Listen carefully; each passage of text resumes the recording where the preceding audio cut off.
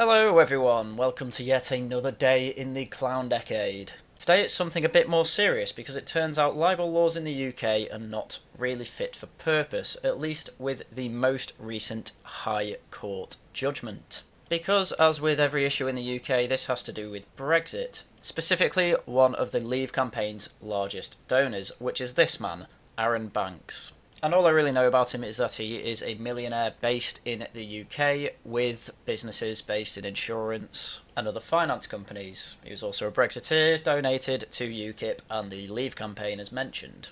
Naturally, that made this journalist, Carol Cadwalder, who writes for The Observer and The Guardian, so already she's not a great journalist. But naturally, being a Guardian journalist, she was indeed a Remainer. And back in 2019, post-Brexit, she made a couple of tweets and a TED Talk where she basically said that Arron Banks had dirty Russian money that was being funneled into the Leave campaign. Obviously, Arron Banks was not a fan of that, and so tried to sue for libel.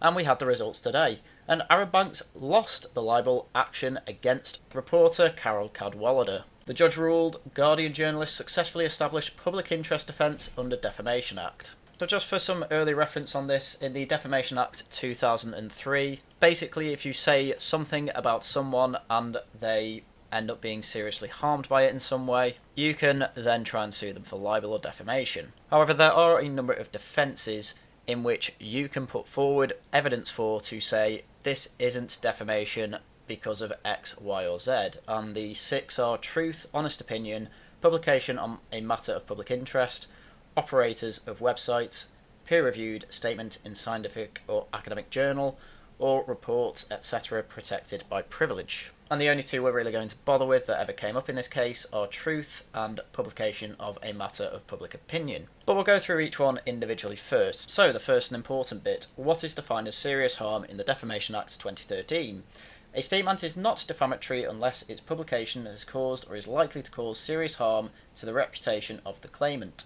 For a purpose of this section, harm to the reputation of a body that trades for profit is not serious harm, unless it has caused or is likely to cause the body serious financial loss. So in this case, if Arron Banks' reputation has been tarnished by this, then that is classed as serious harm. However, if his business lost some profits, then it wouldn't be classed as serious harm. So let's see what the judgment said. So we have the summary of the court case. The court found that the claimant had demonstrated that the publication of the TED Talk on 15th of April 2019 had caused serious harm to his reputation and that he had therefore satisfied the requirement of Section 1 Defamation Act 2013. And just to make sure I get as much detail and context as I can for this court case, I've even got the full summary as well. So specifically the part of this defamation case that did cause serious harm was the TED Talk, and it was specifically these words spoken by Ms. Cadwalder. And I am not even going to get into the lies that Arron Banks has told about his covert relationship with the Russian government. And there was also a tweet put out by Ms. Cadwalder that provided the hyperlink to the TED Talk, which said, "Oh Arron, this is too tragic. Nigel Farage's secret funder, Arron Banks, has sent me a pre-action letter this morning. He's suing me over this TED Talk. If you haven't watched it, please do.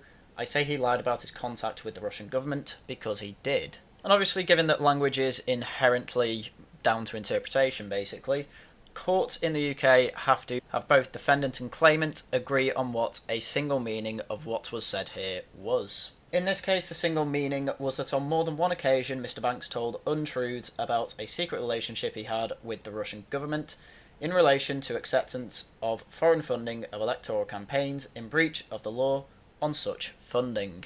So this judgment found that Arron Banks did not lie about any secret relationship he had with the Russian government in relation to accepting foreign funding for the election campaign of either UKIP or Leave.eu. And what gets even better is that Ms. Cadwalder admits that this is a lie. Ms. Cadwalder does not contend that this single meaning is true. On the contrary, as she stated unequivocally in a letter of apology sent to Mr. Banks on the 25 March 2021, it was not my intention to make any such allegations, and I accept that such allegations would be untrue. She admitted that she lied about Arron Banks, and not only that, caused serious harm.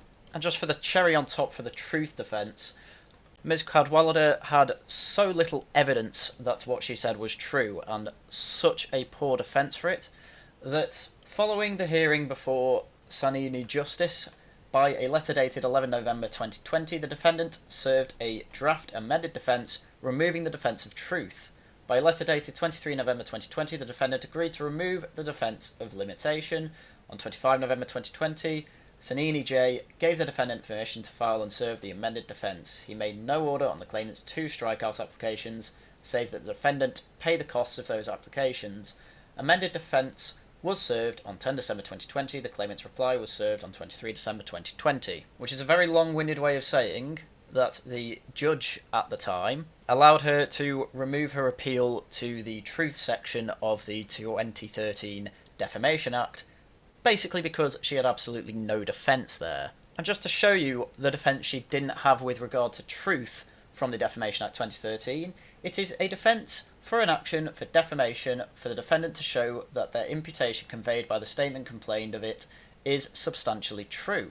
Subsection 3 applies in an action of defamation if the statement complained of conveys 2 or more distinct imputations. If one or more of the imputations is not shown to be substantially true, the defence under the section does not fail if having regard to the imputations which are shown to be substantially true. The imputations which are not shown to be substantially true do not seriously harm the claimant's reputation. The common law defence of justification is abolished, and according to Section 5 of the Defamation Act 1952, justification is repealed. Again, very long-winded, but this is British law. Basically, if you don't have evidence or cannot prove that what you said is substantially true, in other words, if you have no evidence to show that your claims are not lies, then you have a defence in the Defamation Act 2013. Ms. Cadwalderman had so little defence here that she literally got rid of this defence by her own volition, obviously under advice from her lawyers. That is how much of a lie it is that Arron Banks had anything secret or had any funding from the Russian government or Russian interests. So instead, the one defence that Ms. Cadwallader tried to win the case on, and obviously did winning the case on, was Section 4, which is about the publication on matter of public interest. In other words, what she said was of public interest and therefore not defamation. Specifically from the summary, the defendant relied on the public interest defence in Section 4 of the Defamation Act, and so the onus was on her to show that A, the statement complained of was on a matter of public interest or formed part of such a statement, B, that she believed that publishing it was in the public interest, and C, that her belief was reasonable. And from what I can read of word for word from the law, this is pretty much a summary of what the law says, so I'm not going to bother reading it. So the parties agreed, and the court found that the TED Talk was on a matter of public interest. And the court also found that the defendant believed publication was in the public interest. I mean, even if she didn't believe that, she was just going to say that, isn't she? It's the only way she won't have to pay out £1 million. But either way, both parties agreed that the TED Talk, which was specifically talking about Facebook's role in Brexit and the threat it possibly has to democracy, it is actually fair to say that a 15-minute long talk about whether democracy is under threat or not in a democracy is probably in the public interest. That is fair to say. However, the major point of contention was whether the defendant's belief that publication was in the public interest was reasonable, and the court found that it was. Because in reaching this conclusion, the court found that the defendant had intended to convey a less serious but still defamatory meaning than the single meaning. Amazing. What she meant was less serious and less harmful than the single meaning that everyone agreed on, yet there is still a defence for it. I mean, it's amazing. I don't understand how this law passed. Applying the Bonnick principle, the court found that the defendant did not appreciate that her words could carry the single meaning, and it was not so obvious, hey, hello, Mark, that it was unreasonable for her to have failed to appreciate it. Public interest defence fell to be assessed, having regard to her intended meaning. So in other words, because, surprise surprise, a Guardian journalist is an idiot with their words, apparently now that is just classified as public interest. The reasonableness of the defendant's belief had to be determined by reference to all circumstances. A key factor was that the defendant had reasonable grounds to believe that her intended meaning was true. And from the larger summary of this, the reasons for this I think are still confusing. Because first, I address the lies Mr. Banks is alleged to have told about the relationship with the Russian government. Prior to the disclosure of the email cache, Mr. Banks had A, disclosed meetings, Oleg at the UKIP conference on 25 September 2015, and attending lunch with the Russian ambassador on 6 November 2015 in BBOB, or The Bad Boys of Brexit, a book written in Aaron Banks' name but actually ghostwritten by a journalist. It also disclosed 2 lunches with the Russian ambassador on 6 November and 18 November 2015 and 2016 respectively in a tweet, and when interviewed by Ms. Cadwallader, and C issued a press release on 1 November 2017 in which he said his sole involvement with the Russians was the lunch he had written about in Bad Boys on Brexit. So what makes this all very confusing is that if this is all just published and out there and very easy for everyone to see given it's in a book, how is that secret and how has he lied about anything there? But apparently the court judged that, yeah, that's a fair defence. She reasonably thought that this was true. And because she thought it was true, even though it was demonstrably false, it's not defamation because it's in quote-unquote the public interest because it was part of a TED Talk.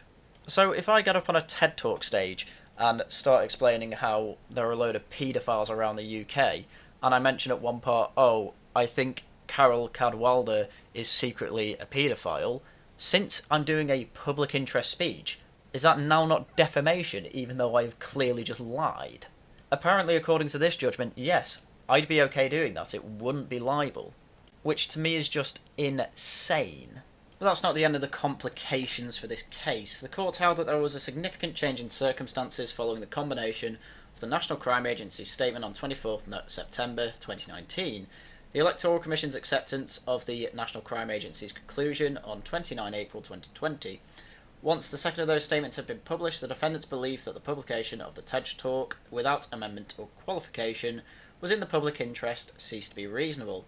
The defendant failed to establish public interest defence pursuant to Section 4 of Defamation Act 2013 in respect of publication of the TED Talk from 29 April 2020. That's a confusing paragraph, but don't worry, I'm here to explain what that means. So the first statement they mentioned, made it on 24 September 2019 by the NCA, is basically the summary of the investigations into Aaron Banks and where he got his money from. I'm not reading all that, but essentially it states that Aaron Banks did not take any money from the Russians. And the second statement mentioned is a statement by the Electoral Commission, basically saying we accept what the National Crime Agency has said is true, and Mr. Banks did not do anything wrong, didn't take any money from the Russians, and basically just confirms that what Cadwallader said was a lie. So what this all means in the end is that that paragraph was basically saying that there is a massive change in circumstances in regard to the TED Talk. Because after these statements were made by the NCA and the Electoral Commission, they basically legally confirm that what Ms. Cadwallader said in the TED Talk was a lie. But before that, because they were only investigating it, there was no legal precedent to say that it was a lie. Which to me is a really stupid way to interpret the law, because that means that then Aaron Banks was guilty until proven innocent, which isn't the way we do things, obviously.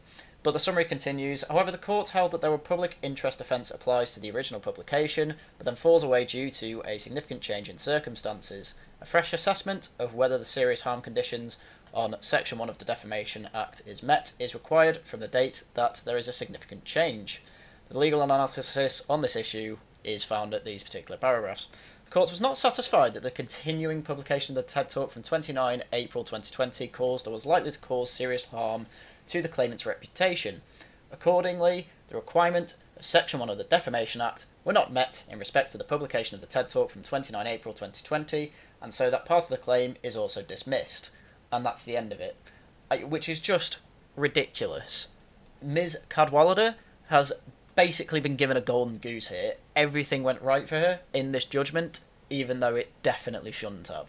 Because essentially what this particular case is saying, and the precedent being set here, is that as long as someone is being investigated for something, you can basically say things and act as if it's a foregone conclusion that they're guilty. There was only evidence that Aaron Banks had met Russian oligarchs and people from the Russian government, but it was all in the open. It was in books. He openly talked about it. There was nothing secret about it. And although the National Crime Agency and the Electoral Commission did see that there was enough evidence to investigate him, that still doesn't mean that you can say in a TED Talk, or you shouldn't be able to say in a TED Talk, that he is secretly taking money and secretly colluding with Russians, because it's not true. It is a lie, as she admitted.